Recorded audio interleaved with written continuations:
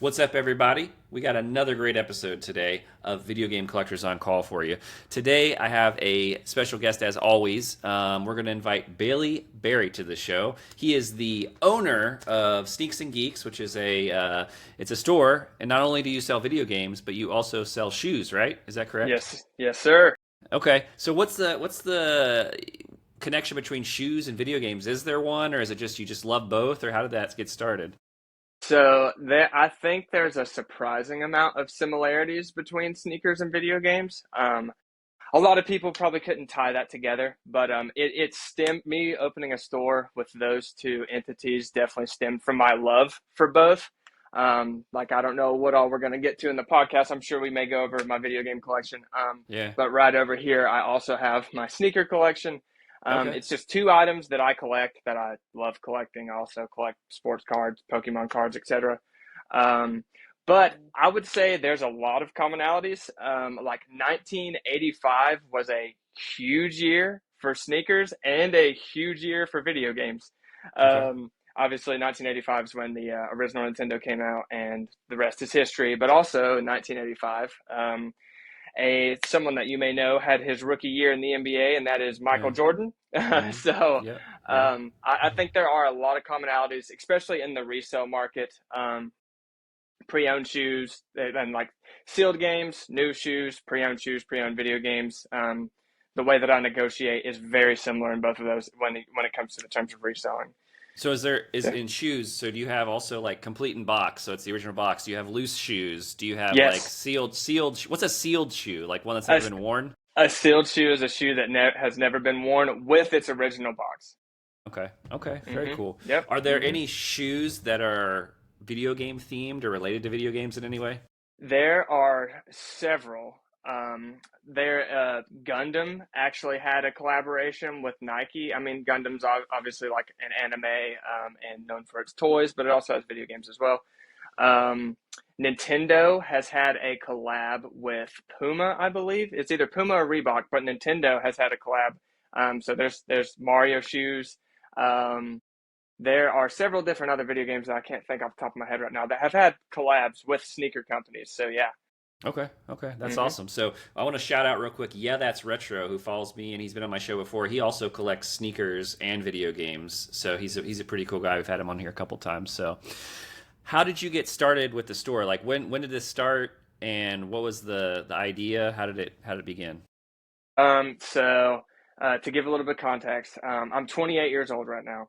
I started collecting video games whenever I was, golly, dude, 5 or 6 years old. Um, and then I got my first pair of Jordans. I know for a fact I was 8 years old. We took a family trip to New York, and we're at Times Square, and there's a Jordan store in Times Square, and I got my first pair of shoes. So that's where my love for both really stemmed from, and I've been collecting both since then. And for the precursors of the store, after I graduated high school, I did not. I I signed up for college. I went to community college for a year for free. Then I was about to go to a university, but when I got that first like bill for $5,000, I was like, dude, I'm not going into debt at Yeah, 19 years old when I don't know what I want to do. yeah, So that's kind of where my hustle mentality began. I worked two jobs. Then I got a full time job that I worked at for 6 years while simultaneously getting my real estate license, um, just to constantly hustle. And in the free time that I had between my full time job and between real estate, I started buying and selling video games and sneakers. I wouldn't say I listen to self-help stuff, but like I'm sure you know who Gary Vee is. He's all about like going to yard sales and flipping stuff. So I was listening to a lot of Gary Vee at the time, and I was like, man, what do I like the most? And I was like, okay, sneakers and video games. So it really stemmed from buying collections, adding to my collection, and then selling off the rest of the stuff to where I was essentially adding to my collection for free. Um, then I would like add stuff to my collection and make profit on the other things. So, and I did that for years. And then I was like, man, I'm only spending like an hour and a half to 2 hours a day doing this, but the return is getting more substantial. So about 5 years ago, I planted the seed in my wife's head, my girlfriend at the time. I was like, I'm making a decent amount of money doing this. I was like, I feel like I could do this full time. Um, so, like I said, 5 years ago is when I first wrote down in my journal the name Sneaks and Geeks. Um, and then about 2 years ago, well, 2 years before I opened up my store, which I opened up in January 1st of 2025. About 2 years before I opened up my store, I was like, I'm for sure doing this. So instead of buying and reselling, I just started buying and hoarding. Like I was buying collections and just acting like they didn't exist. So like I said, I had my full-time job in real estate to fund that. So I was just buying, putting it all to the side, buying and putting it all to the side. And then I built up enough inventory to where I was like, I think that I'm ready to do this. So we set a date, January 1st, 2025, so I didn't have to do taxes for the previous year. And then Okay, there you go. it was off to the races from there. So it sounds like it took, what was it, like 4 or 5 years to really, from the beginning of the idea to actually get the Yes. store opened, right? Okay. Yes. Hmm. Because I think there's people who maybe have that idea. They're like, I want to start a store, and they don't know, where to begin. Or so it's not like an overnight thing. You don't just wake up one day and say, I'm going to start a store, right? No, unless you have a pretty substantial collection that you're okay with parting with. That's when you could start a store. You know what I mean? Yeah. I tried to let go as little items that I could Yeah. from my personal collection to start a store. Yeah. And, we talked a little bit before we got started. So resellers and I, in general, don't really get along, but there are some that I trust, that I like, the ones that you can tell are true collectors. And I'm looking behind you, and you are obviously a collector yourself, right? Yes. Oh yeah. Yeah, there are some guys or gals or whoever go out there, their whole goal is to just make money off this and buy games, sell them, make a profit. They're not collectors. They wouldn't even know, an NES game from an SNES game if you ask them. They just kind of look online and see, oh, I can sell this for $20 cheaper. And that, I want to say, like I said, I appreciate you seem to be a collector yourself and kind of know that stuff. So that's a good thing, I think. Yes, dude. Oh yeah. No, that's the whole reason I started reselling is just to really Yeah. fund my collection. Because there's this thing about prices going so high, right? And people say, well, who is responsible for that? And you can argue, sellers because they're setting the prices, but you can argue buyers because they're buying for the prices. But I think Hmm. there are certain individuals that are resellers who are, more responsible than either of those groups because I saw a video on TikTok the other day where I won't say who, but he was going to Goodwill and he was like saying, hey, this is how you flip this game, like look, you can go buy this for $5 and now you can sell it for 10. And I'm like, why would you like tell people to do that? Someone could just buy that at Goodwill who wants to play it for $5, right? Yes. Yes, exactly. Yeah. And so you're going out and finding stuff at yard sales, maybe stuff, whatever, and selling it, which is helpful because, I'm not sure where you are in the world or where you live, but you could go out and find something at a yard sale and maybe that game would sit and no one would ever buy it or whatever. And now you're bringing it to someone to be able to buy. So I think that's a little bit different than going to a place that's frequented by a bunch of people and then selling those games. But that's my Oh, soapbox. I don't yes. know if you have anything to add to that, but that's kind of Yeah. my, No, dude, I know that the world of resellers can get so scummy, and I'll say this without, I'm not trying to give anyone any ideas, um, but reselling can get so scummy that I have found out that there are people, let's say, let's use a more expensive game, for example. Let's say Silent Hill 2 for the PlayStation 2, okay? okay. It's like a $170 game. There are resellers that will go out and buy this game for full price, complete in box, and they have figured out that there's ways that they can make more money piecing it apart. Even though you Oh, already have it complete right. in box to where it's full value, but you can sell the disc only for like 120, then you can sell the case for like 50, and then you can turn around and sell the manual for like another 50 to 60. So then you just made $230 off of a $170 game. Yeah. So yeah, the world of resellers can get so deep, and it's like, dude, like sure I could make more money, but that is not what video games means to Yeah. me. You Yeah, know what I nobody, mean? no, nobody do that. Please, we'll cut that Yeah. out. I don't want people to get that idea and start doing that. But please don't do that. So, and you sell, where I first noticed you at least was on Whatnot. You use Whatnot. Tell me about Yes. that experience and if that's helpful to you, if you like it. What's your thoughts? Dude, first of all, I love Whatnot. The reason that I love Whatnot so much, I mean, I wanted to sell on Whatnot just because, like, let's say there's some items that are in the store that aren't moving as well. Like I used to do. I don't do it as much now because I've gained more of a following. But like I said, these quote unquote dead items that really aren't selling, I would just preload them on Whatnot and start them off at $1, so where people could get a good deal on games, and I could get more inventory out of the store, and I would have money to get better inventory. So that's what Whatnot really started as. Then, like I said, I started growing a following. But what I really enjoy most about Whatnot now is that it's not purely transactional. Like eBay, it's nothing but numbers. You're doing nothing but selling an item to make money. Whereas Whatnot, the community that I've built, like meeting people like you, like if it wasn't for Whatnot, we wouldn't be doing this podcast right now. So just joining, having a community on there, like I have someone on Whatnot who moderates all of my shows, and I've never even met the guy, but we've built such a great relationship, and I have all of these regulars that join in now, and it's just such a cool community, and I like that it's more, even though I'm not there in person, it still feels more personable rather than just selling on eBay.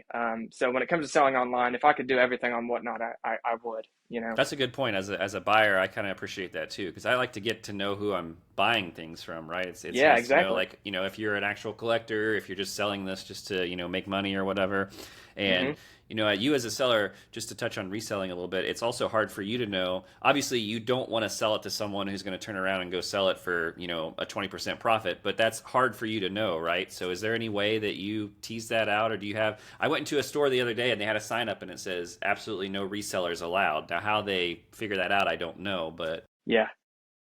Oh man, if there's a trick to negate from selling an item to a reseller, I love helping people add an expensive item to their collection. yeah. Obviously, there's certain things that you could maybe get an idea that's going to a reseller, especially when I have like Pokemon games in, for example.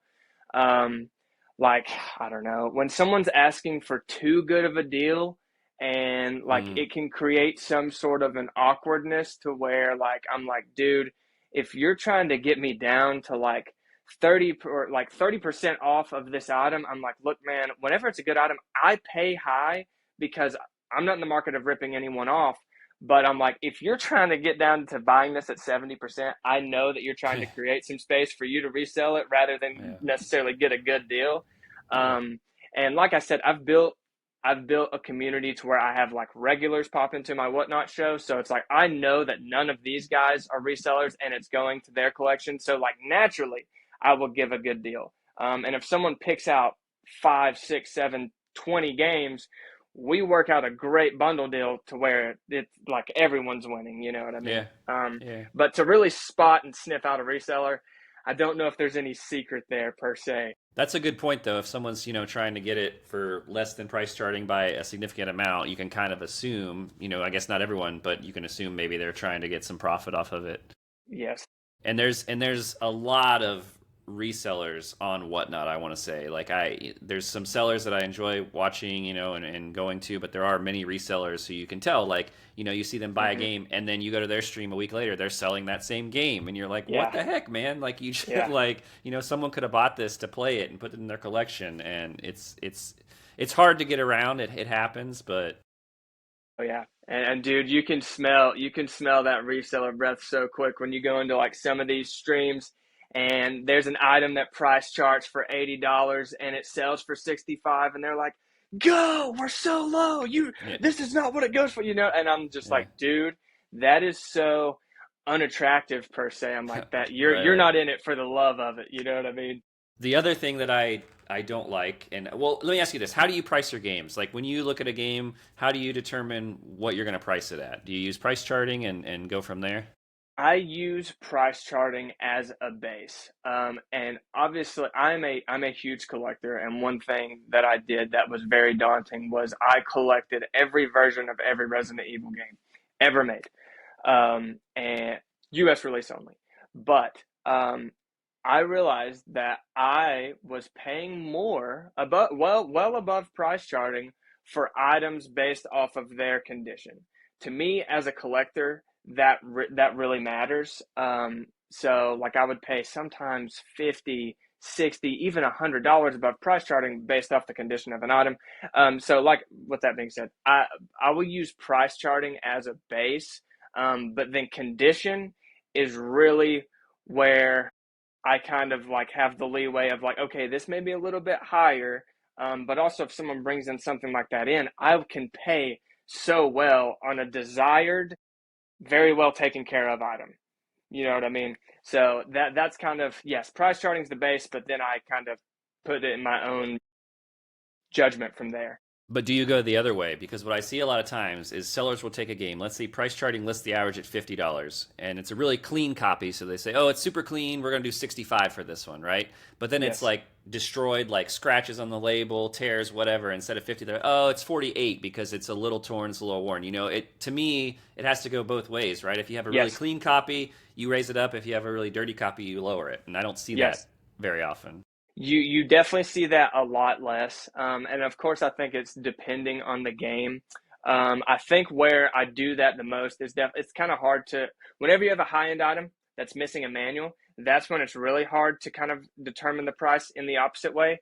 But to what you're saying, like sports games, for example, if I put $7 on Madden '05, that thing's never going to sell. So I have no problem putting $2 to $3 on that. And for example, one thing that I had come in recently that's on my shelf right now, I had Beetle Adventure Racing for the Nintendo 64 come in. It's like a $25 game. Granted, that game will always be what it is for what it is for like the actual playability of it, but the front artwork of the cartridge literally like it's like the sticker. Someone tried to peel the sticker off. You can still see kind of the border, but instead of 25, I put $18 on that game because I still think for what you can play it for, that game still has its value for literally what it is. But like from a collector standpoint, like sure, would I've put like 28 to 30 on it if it was beautiful? Maybe, but yes, I try to go the other way as well, for Yeah. sure. Yeah, no, that's definitely fair. Are the things that we're saying, are they all applicable? Like, is some of this applicable to shoes too? Like, Oh yeah. are there shoe resellers? Is that like a thing? Oh my gosh, sneaker resellers, that's a whole different and there's a lot of toxic resellers as well in the sneaker community. Okay. I think what we're talking about just now is even more prevalent in the sneaker community. Like how we use price charting in video games. There's this app that's literally just called GOAT, GOAT. And it's pretty much like price charting for shoes that you can sell new shoes and you can sell pre-owned shoes. So with shoes, obviously, it's something you wear on your feet. And I'm sure, like, if you just think to the shoes that you've had, think of like the shoes you've turned into mowing shoes, right? You can beat a shoe up pretty good. So yes, the condition, like, let's say I get on Goat and I find the cheapest used pair on there. Ideally, I like to be like below the cheapest pair on there, no matter the condition, to show someone how good of a deal that they're getting. Um, but obviously, there's really really far fetched examples for like the amount of a certain shoe that's out there, and there will be people that have turned them into mowing shoes that have them for $50.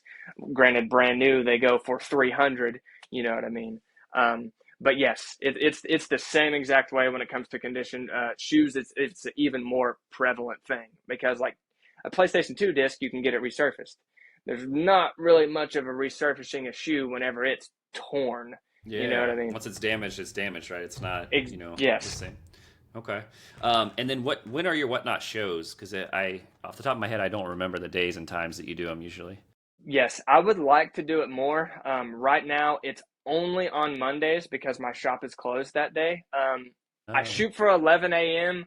Sometimes if I'm just Monday's Eastern, the day right? I'm Eastern time. Yep. Eastern time. Yep. Yep. Sometimes the day gets a little bit ahead of me, so sometimes I won't. The latest I've started's been around 1 p.m., but it's usually between 11 and 12 is when I start.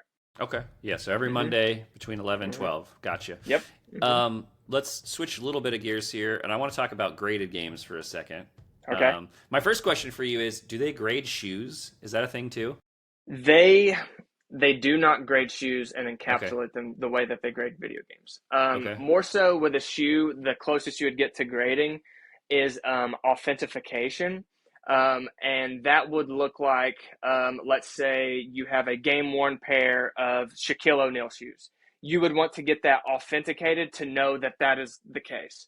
Or if you have That he a actually pair, wore them. Yeah, right. yes, that he Yeah. actually wore them. Mm. Or if you have like a Jordan that's just like a standard release, but then it was autographed by Michael Jordan, you would want to get that autographed certified. But as for like grading an actual pair of shoes, that's not really a thing yet, but it wouldn't surprise me if that's something that will happen in the future.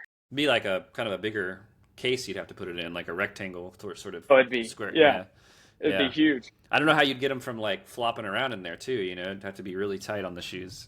Yeah, I know. And it's like, it's sneakers, obviously, they come inside of a box. So it's like, do you keep the shoes in the box? Do you display Uh, the shoes out of the box and then also put the box in the encapsulation? There's a lot that yeah. would go into that for sure. Yeah. So let's go back to games now. So grading games has been like a huge thing in the past couple years, maybe, where it's taken off. A lot of people do it. Some people like it, some people don't. What are your takes on grading games? Oh man, it's a loaded question for sure. Yeah. Um, oh man, I've definitely got some games graded that probably don't need to be graded, and some people would definitely agree with that.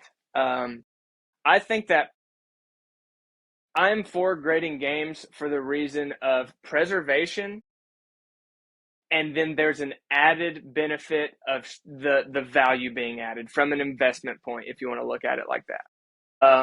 Like one of my favorite, I'm a PS2 kid. Like I grew up on PlayStation 2 and OG Xbox. I got both of those consoles the same Christmas growing up. So one of my favorite video game series of all time is Ratchet and Clank. I have every version of that game from every system it came out on. Um, but like I would love to have a factory sealed copy of especially all the PS2 versions of that game, and I would want to get them graded just to preserve them. I just like the concept of like, man, this was sitting on shelves back in 2003 in Walmart, and to be able to look at essentially what this was looking like behind the display cases is like this, to just have that forever, like a time capsule. But it wasn't sitting. So I'm just going to play devil's advocate here. It wasn't Yeah, sitting yeah, in a plastic case, right? It was out there, you know. And so, you know, I guess what you're saying is to preserve it so it doesn't get damaged, maybe, right? yes, yes, Yeah. that's the main reason. Yeah. Okay. That's fair. I mean, you know, everyone has their takes on graded games. I think there's some points where it can go too far. Like I've seen cartridge games graded that are just like a, you know, That's it, yeah, that's a little too much. yeah, yeah. Like you're saying, it's not how it looked on the shelf. It's not how it was in the store. It's just a loose cartridge laying around. So I wouldn't be Yeah. surprised if someone has graded a loose disc out there somewhere. That would not Oh surprise my me. gosh. Yeah, it wouldn't So surprise me either. But I do think that there's an argument. Like everything that I have graded, all of it's factory sealed. And I think there's somewhat of an argument to get like your expensive cardboard graded, even if it's not sealed. Like if you have like a first print of The Legend of Zelda or something, like if you have one that you can play and then you can display that. But for me to also be the devil's advocate of that, there is something to just being able to open it, feel it, look at the map, look at the manual. There's so much beauty to having that as well. So I can see how it can go both ways, and that community is definitely two-sided. I try to just be as much of a libertarian per se about that if I can. You know what I okay, mean? To okay. understand both ends. Okay, no, that's cool. Let's talk about your collection now. So, you know, we've been talking about stores and graded games, all this for about 20 minutes or so now. Let's talk about what you like to collect. So, I see a lot of PlayStation stuff behind you over your shoulder Yes. there. Is that your main collecting area? My I Yes, I would say Okay. so for sure. Like I said, same Christmas. My parents were divorced. So at my dad's house, same Christmas, I got Oh, yeah. okay. So I got an OG Xbox, and then with my OG Xbox, I got Halo 2, Mortal Kombat Deception, and SSX Tricky. And then at my mom's house, I got a PlayStation 2 with Ratchet and Clank, Sly Cooper 2 and Jack 3, that's like the three PlayStation mascots for the PlayStation 2. Well, And I mean, I would say Crash Bandicoot is up there yeah, as a mascot for for sure. sure, Yeah, for sure. yeah, That's why I felt obligated to say yeah. PlayStation 2. Okay, Because like yeah, yeah, Crash, Spyro, Lara yeah. Croft, that's definitely PS PlayStation One. 1 all day. Mm-hmm. Yeah. Um, so yeah, I really like collecting games that I had as a child, which I kept most of my collection. Obviously, when I was like 10 years old, I sold my entire Game Boy collection at a yard sale for $20. Mm-hmm. One of my biggest regrets that I have to this day.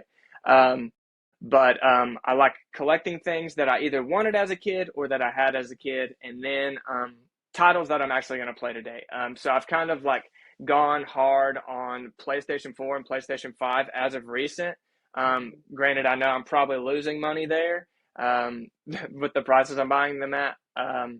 But yeah, I really like the Xbox generation for 360 and before. I don't really collect after that. And then every single generation of PlayStation, I love collecting for.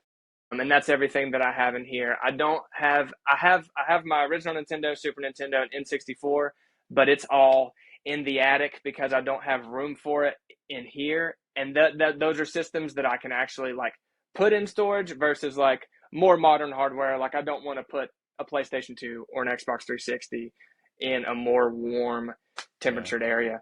So no Sega stuff, Dreamcast, No, no, Genesis, no. no, not at the moment. I have some games. I have a few Dreamcast games. I have one Sega Saturn game, and all of those are uh, accompanied with the Resident Evil series. Is Okay, the reason I bought those. I Yeah, see. that's something I didn't grow up on. I have knowledge of them just because I sell them in my store. I actually just had a Sega Saturn come in yesterday that will be going out next week. But no Sega games, no Okay. Sega games. No, that's cool. That's fair. That's fair. So I probably know the answer to this. I think we've discussed it. So greatest console of all time. What is it? In my humble opinion, Yeah. the PlayStation 2. Okay. Some people say I get that a lot. And what's your reasoning? Man, I have a big pair of nostalgia glasses on for the PlayStation 2. But I think the jump in graphics and in frame rate from the PlayStation 1 to the 2, like I don't know if there's ever going to be as an exponential jump from console as that. There's an argument for Super Nintendo to 64, that jump was insane. And there's even an argument for like PlayStation 2 and PlayStation 3 with HD graphics. But man, the library of games along with the exclusives that the PlayStation 2 has, like that is such a great console. Whether you are a 3D platformer fan, a horror fan, or an RPG fan, like some of the best games of all time are on, or even that entire generation of consoles. Like PlayStation 2, OG Xbox, GameCube, that there's so much to be had for that generation.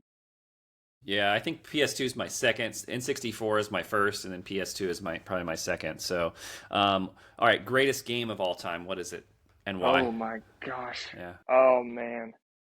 Okay, so this is definitely not what I collect as much, but dude, the time that I had with it, I think there's a fair argument that Breath of the Wild might be the best game of all time. The amount of hours that I put into that game and the amount of hours that are still left that I could put into that game are essentially infinite. Man, the storytelling, the atmosphere, the soundtrack, and the just the way that it made me feel when I was playing it. And crazy take, Breath of the Wild was the game that introduced me to the Legend of Zelda series. Um, so, dude, like, and I'm a big PlayStation guy, but that I think could definitely be the best game of all time. I've never played it, so I have not touched it. But I probably need to check it out because a bunch of people tell me how great it is.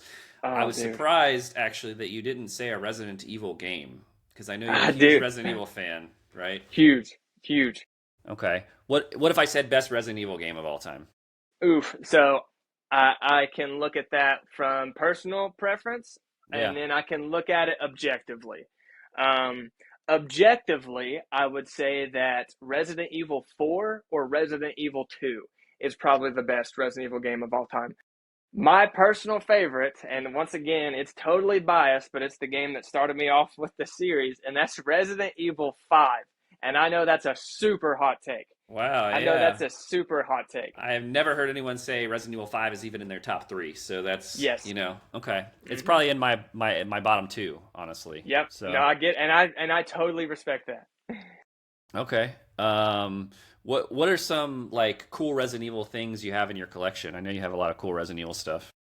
Oh, dude, I mean, you could name any Yeah. variant or any game, and I could show you right now. Yeah. Um, I'd say some cool stuff that you don't see very often. Yeah. It is graded. It is Okay. graded. We'll forgive you. Um, but I have a PS5 copy of the Resident Evil 4 remake. Okay. But it is signed by Nick Apostolides, the guy that voices Leon, and he wrote To Bailey on it. Just hold it a little bit over in the middle because the camera is. There we Yeah, go. there we go. There we go. Yeah. Try to get the glare off of it too, so you guys can Yeah. see that Yeah. right there. Okay. Um, some more niche stuff.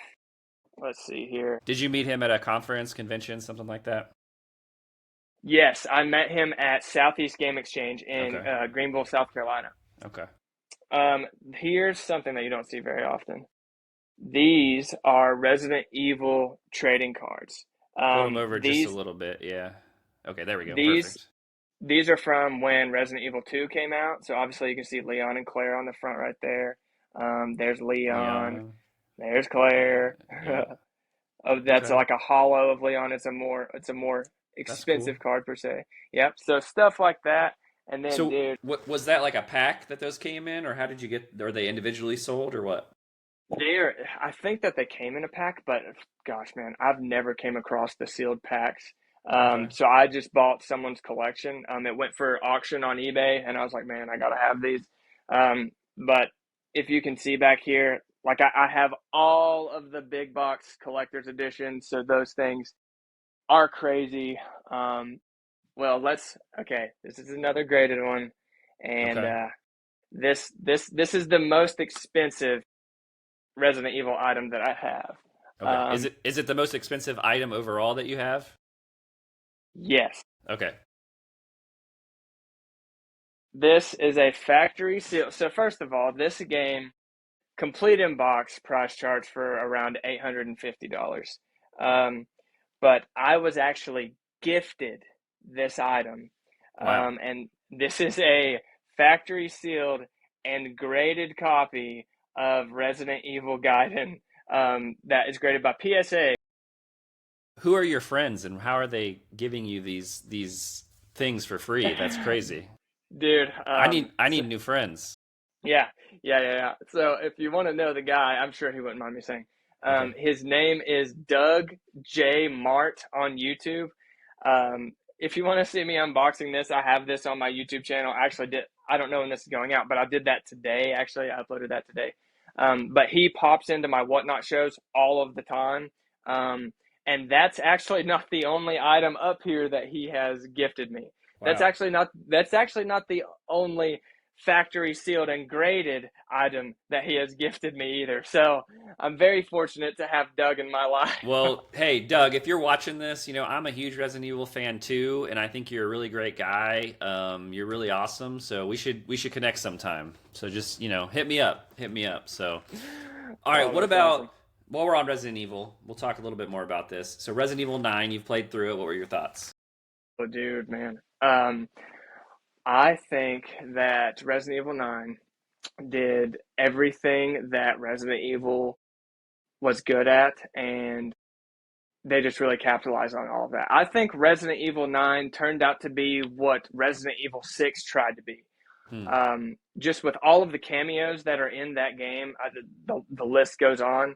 Um, and going into that game prior to playing it, like I was like really anticipating, like, oh man, I can't wait to play as Leon. But I found myself enjoying the Grace sections more than the Leon sections. I like being limited to the inventory that I have to really play more strategically. I like the concept of the blood collector. and I like the limited resources. But I thoroughly enjoyed 9. I know that there's some people that have different takes on it, but if it Resident Evil 9 and the hype that was built behind it, I think is why me collecting all of these games and the views that I got from my videos off of them performed so well, is because of how much 9 was hyped and for how well that it did and how well that it sold. Resident Evil 9 is the most selling Resident Evil game ever, and blew the first week sales out of the water. Dude, I'm a huge fan, and I would say that it knocked one of the games that was in my top 3 out of it, and Resident Evil 9 is in my top 3 Resident Evil games of all time. What are your top 3? So number 1, like I said, super biased, super hot 5. take, and I'm aware of that, is 5.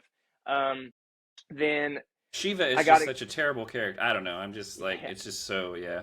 yeah, no, and I definitely get Chris, that. like, come on, Yeah, shut up. I know. I need a herb. Yeah, I Yeah, know. yeah. It's terrible, man. Like, but that's kind of the beauty in it for me.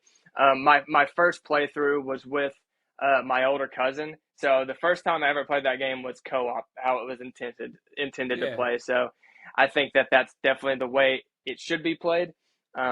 But I'm a PlayStation guy, so I got the platinum trophy for that with Sheva as AI, and that was brutal.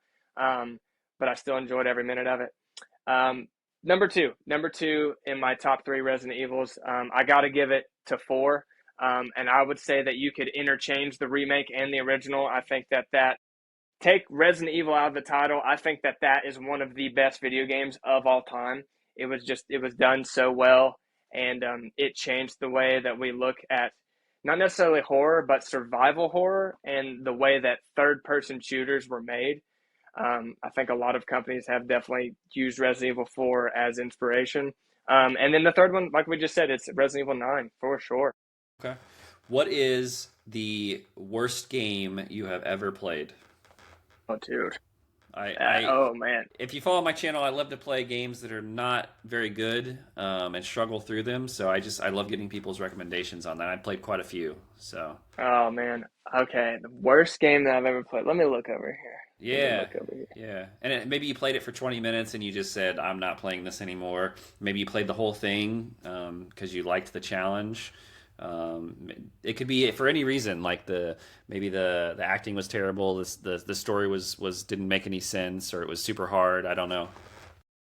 Oh, man. That is a great question. Yeah. Honestly, I don't think I have it in my collection, Okay. but I would say that the Pimp My Ride game on the PlayStation 2 Okay. is the worst game that I've ever played. What It's one that I've rented it from Blockbuster. what do you do in that game? Do you just cars come in and you get to like switch Yeah, stuff around and make like coffee makers in the car? you get to put like hair dryers in people's cars and stuff like that. But Yeah. the you do more driving than customization, and the whole thing that Pimp My Ride is about customizing the cars. Yeah. But you're trying to drive these cars from A to B, but the driving in this game is like you are driving on a plastic sheet filled with water and Dawn dish soap. Like you are sliding around everywhere, and it is the worst driving mechanic that I've ever felt in a game, to where it's almost unplayable. That's probably the worst game that I've ever played. Is this game exhibit approved? Like, is he in it? Does his voice like show up? He is in it, and I don't know how. Man, dude, like I said, this was a Blockbuster rental, so I don't want to speak out of my butt. I'm almost positive that he's in it. His Okay. character image is in it, but I don't know if he Okay. did the voiceover or not. Any voice? Okay. All right. I Hmm got you. So recently there were a lot of new games being announced. Are you hmm excited for anything in particular, or maybe more than one thing that's been announced recently? Okay, so I know this is I guess this is right on par. Resident Evil Veronica Okay. is Okay. is definitely one that I'm stoked for. Okay. Um, Ocarina of Time remake, I'm very excited for. I have not beaten Ocarina of Time. It's Wow. only I know, and Even I I've own a beaten game that store. one. Yeah, and Yeah, I haven't played many Zelda games, so yeah.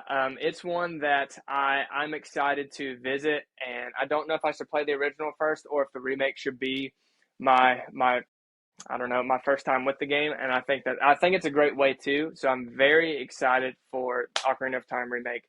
Um, then man, I had the Summer Games Fest and the Nintendo Direct on in my store live. Um, there's a couple. I mean, well, gosh, I'm sick and tired of all this hype around Grand Theft Auto 6.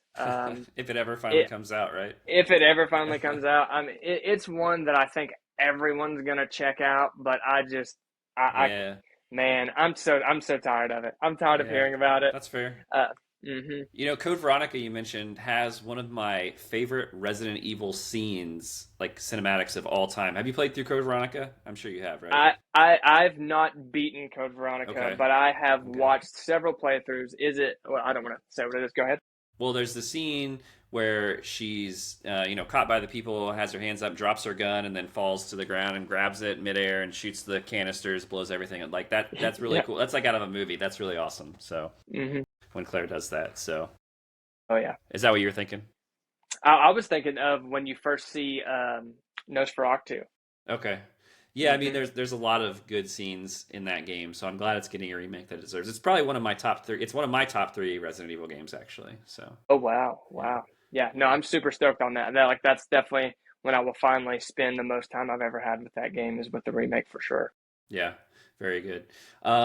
So is there anything that you're playing through right now? Are you, currently doing any games at the moment? So, like I said, I'm a big PlayStation guy. And one thing that kind of scratches an itch for me, maybe I'm undiagnosed OCD and ADHD, um, but I love trophy hunting. Like whenever you get all the achievements or trophies on PlayStation, you get what's called a platinum trophy.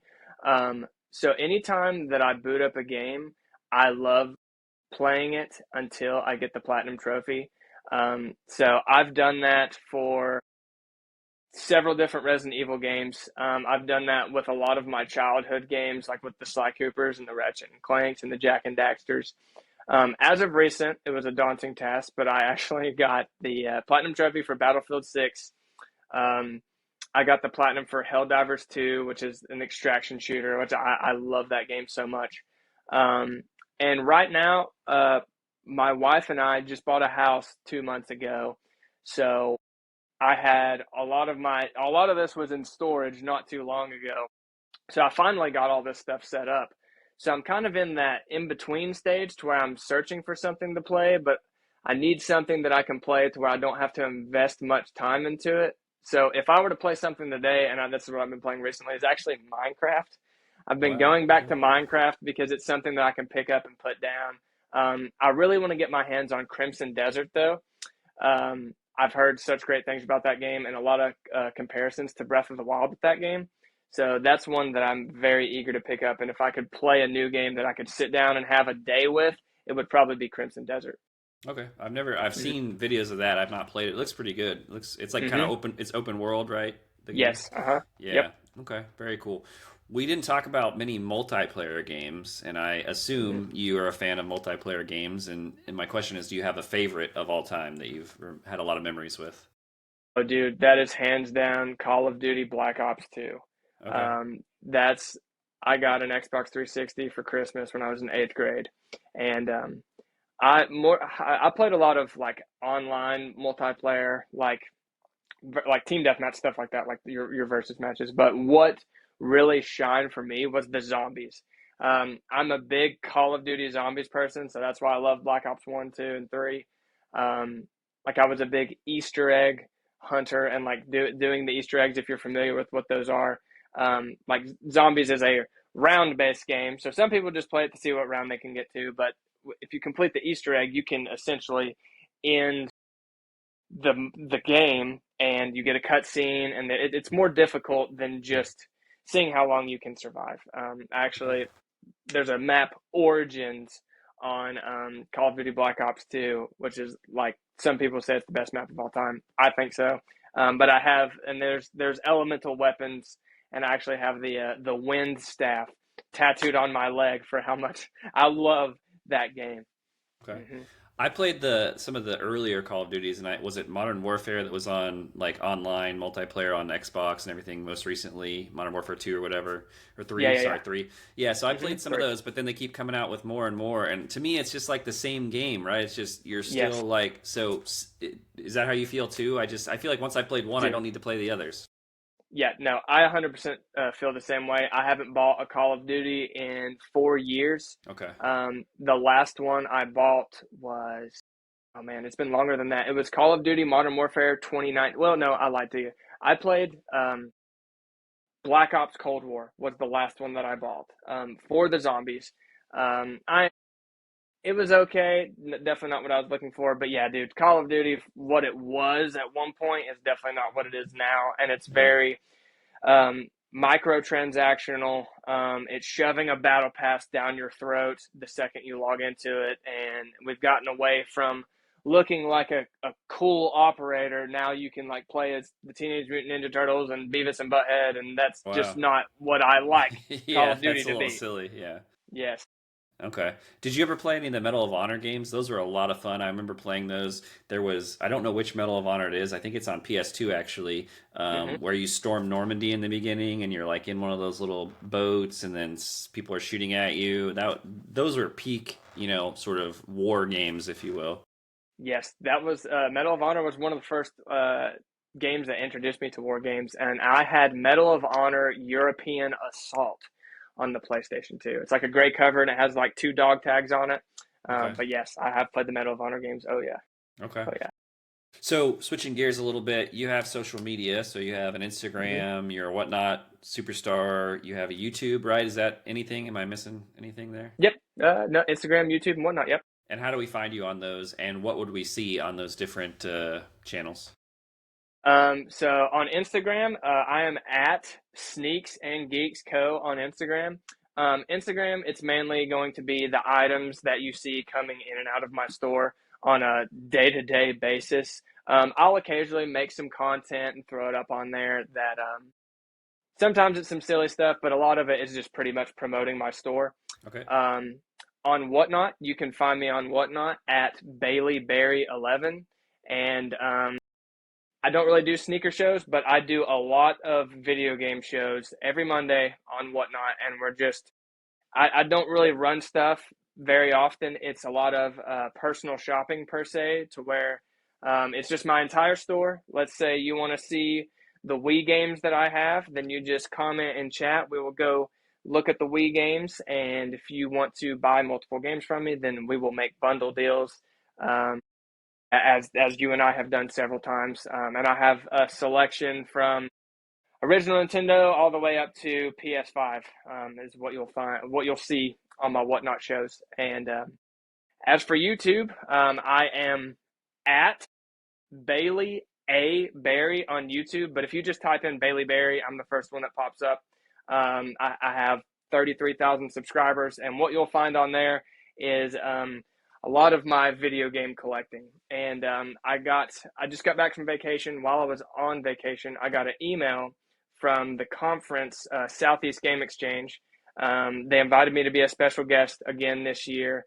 So here in a month or two, you will see a lot of content on my channel of me collecting and buying, doing some trading with people at Southeast Game Exchange. You'll see a lot of the other YouTubers there, like Chase After the Right Price. I've became really good friends with him.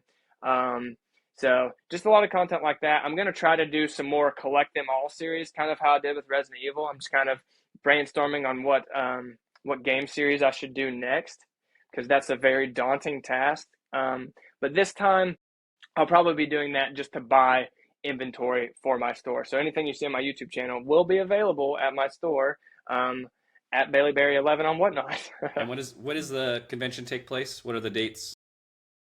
It is the weekend of July 17th, I believe. Like I don't know what day that is specifically, but it's that Friday, Saturday, and Sunday. And it's in Greenville, South Carolina, and it is the South's largest video game convention. Okay. Very Hmm. good. So we talked a lot about your games, and I feel like I neglected your shoes a little bit during this show. So I want to give you a chance, if you want to show Yeah. me one of your most prized possessions in the shoe collecting side of things. Okay, okay. This right here. Let's see. He stood up. That's great. I think he stood up Yes. earlier, but that's a running theme on my show. So everyone stands up at least once.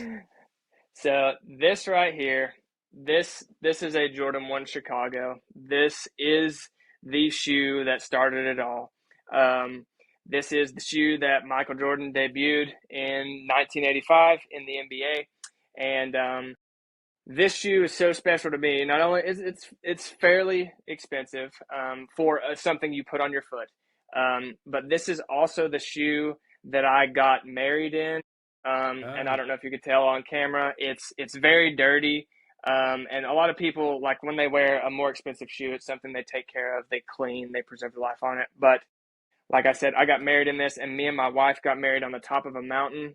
So to preserve everything that happened that day, this is a shoe that I will never ever clean, even though it's more valuable. But that's why this shoe means so much to me, is very cool. because I got married in it. Yeah. So when you buy shoes that you're collecting, this is something I always wondered for people who collect shoes. Are you only buying it in the like? Let's say there's a really great expensive shoe, like a rare shoe that you see, and it's a size 6, but you wear a 10. Are you going to buy that, or are you only going to buy a size of the shoe that you would wear, even though you're just collecting it? If I'm collecting it, I'm only going to buy it in my size, because especially when it comes to sneakers, and this is where I'm definitely different. There are people that will collect shoes and put them in a shelf and just let them grow in value.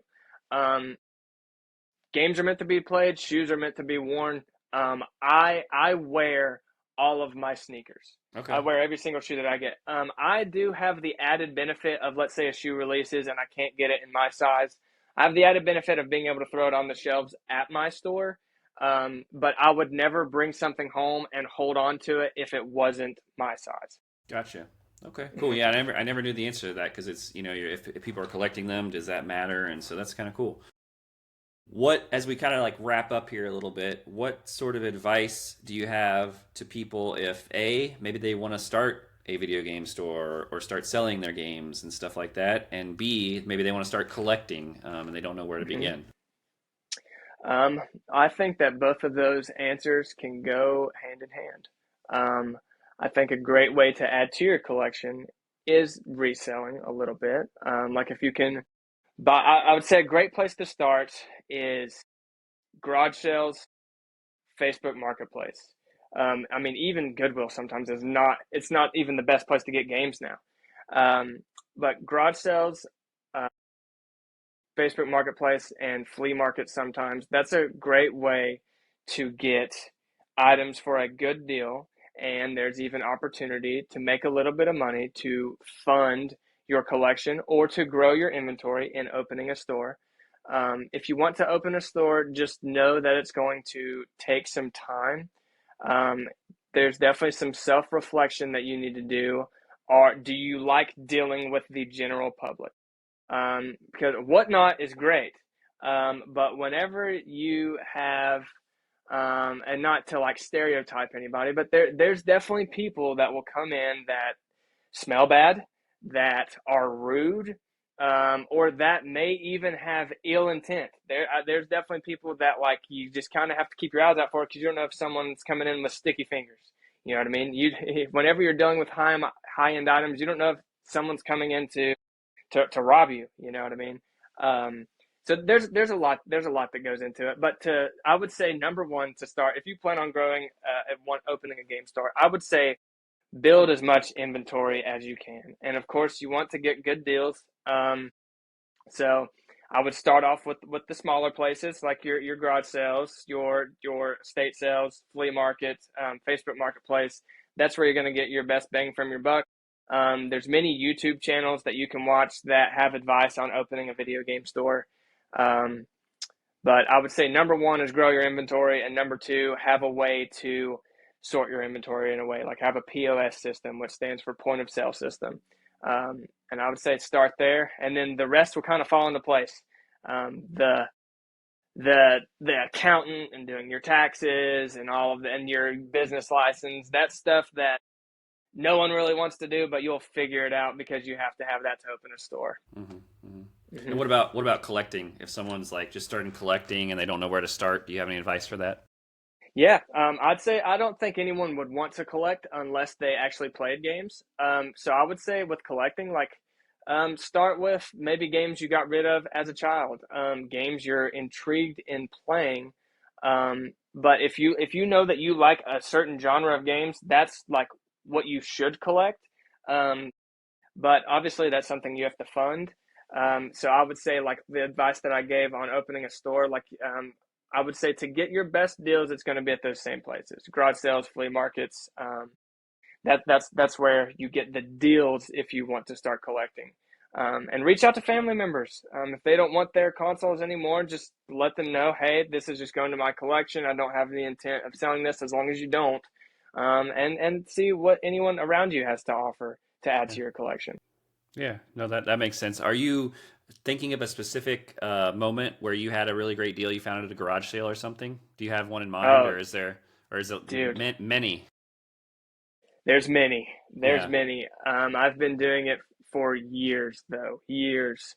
Um, I've bought a GameCube, and there's like a discernment that you have. Like, do you pay someone extra for something? And this was before I opened up my store, and this was also pre 2020, before people started getting an idea that what they have actually has value. Um, but I got a GameCube with, I mean, dude, it was like 30 games, and we're talking about Mario Sunshine, Smash Bros, Pokemon XD, Gale of Darkness, um, the Zelda Collector's Edition, um, Metroid Prime. Dude, like I still feel bad to it. It's bad about it today. Uh, but I bought all of that for $50 because the guy, I was like, how much do you want for this? And I was like, I was ready to spend $300 at least. And he was like, I don't know, man, $50. And I was just like trying to stay as calm as I could. And I'm like, yeah, I can absolutely do $50, Okay. But that being said, there are deals out there, to be had. And then like that was something that like really helped me add to my collection at the time. And I actually opened my store, even though I had it for years. I opened my store with all of that inventory because I don't play the GameCube as often, so I took all of those items and they were in the display cases at my store when I opened. Okay.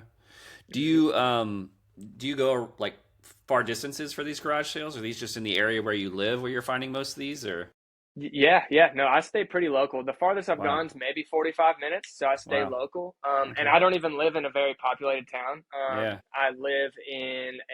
I'm in Northeast Tennessee. Well, I'm in Kingsport, Tennessee, is where I'm located, and the population of my city is like 55,000. Okay. And Okay. I've gotten great deals here. So if you have a larger population city that you live in, then I'm sure there's more deals to be had, but Yeah. probably more competition as That's about the same population where I'm at, and I've been, it's summertime and garage sale season, so people are, I've been to a few, but I haven't found any games. It's all old, like furniture, clothes, and stuff. It's well. not easy. So commend you Hmm. for like being able to find that stuff, but it's not easy. Yeah, man. And once again, I don't want to stereotype anybody. So let me say this the best way that I can. I find the best video games not in these nicer neighborhoods, but more so when I'm like, there's a garage sale like in a trailer park. Hmm. That's when I find some crazy stuff. You know Okay. what I mean? That's when I find someone's old Pokemon collection or someone's, I don't know, that it's a PS2 collection, but it's nothing but horror games. Hmm. As crazy as that sounds, that's where I've always gotten the best deals, and finding the best product when it comes to video games is in areas like that. A lot of people like to avoid that, and I've gotten the Yeah. best deals there. So, Okay. Yeah. Well, that mhm. certainly makes sense. So I'll definitely look into that. We're wrapping up on time here. Is there anything that you want to add to people who are watching, collectors, buyers, sellers, whatever? Any last minute comments or remarks? Oh man, I would just say whatever you do, do it for the love of the game. You know what I mean? Don't be one of those sellers on whatnot that we were talking about Yeah. earlier. You know Yeah. what I Yeah. mean? And like I take such pride in my game store. Like I make sure that if it's a completed or if it's a cased game, I make sure the cases are clean. I take off the sticker residue. I'm all about presentation and preservation. So whatever you do, make sure you love it. You're passionate about it. You know what I mean? Yeah, it's funny you say that too because there's a game you sold to me, and originally I wanted a big list of games, and you went through all of them, and you're like, oh, these aren't dirty. And then later on, I had seen that game and I actually bought it because I was like, that's not as dirty as I thought. Like, you Yeah. were very much like, I'm only going to send you pristine things that are like perfectly clean, and Yep. that's cool. But like to me, if it has like a little tiny smudge somewhere, that's fine. But Yeah. Yeah. yeah, so yeah, you're very detail oriented. So guys, thanks for watching. This has been an awesome episode. Talk about selling, buying, collecting, Resident Evil. Got to see some cool stuff. Talk about some cool topics, some tough topics, right? Like graded games and whatnot. And Bailey, I appreciate you making time to be here. It was fun. Make sure you guys check him out on Whatnot. Buy some of his stuff. Check him out on YouTube and Instagram. Give him a follow. And we'll see you guys next time on Video Game Collectors on Call. Thanks for watching.